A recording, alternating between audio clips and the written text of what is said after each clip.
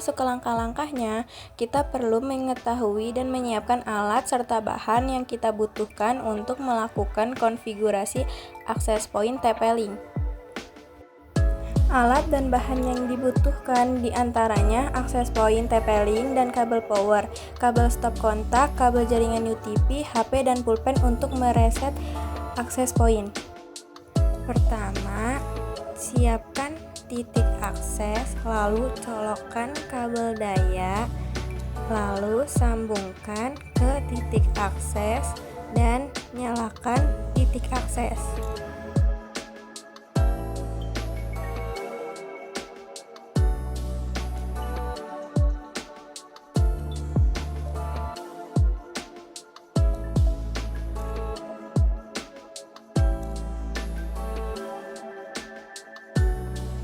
Setelah itu, reset akses point menggunakan pulpen atau benda lain dengan cara mencolokkannya hingga berbunyi seperti klik, lalu tahan selama 3-5 detik hingga lampu akses point berkedip.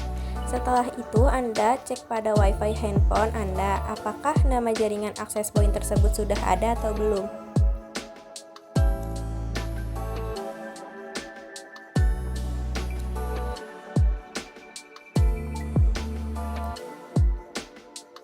Sekarang tinggal atur akses point-nya.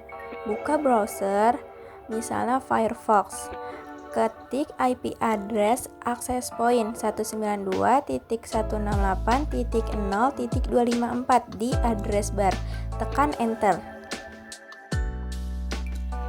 Setelah itu, masukkan username dan password akses point. Username dan password bisa dilihat di bagian bawah akses point. Biasanya username sama dengan admin, password sama dengan admin. Tapi di sini saya menggunakan admin 123, lalu tekan start.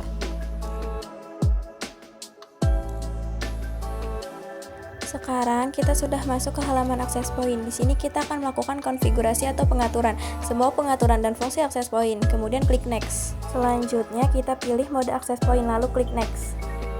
Berikutnya, di bagian ini adalah mengubah SSID dan memasukkan kata sandi. Isi bebas, contoh nama 10 TJKT1, jenis keamanan WPA2, kata sandi 123456778. Setelah itu klik next.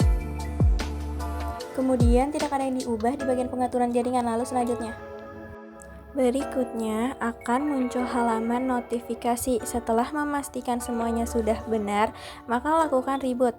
Setelah itu tunggu hingga reboot selesai.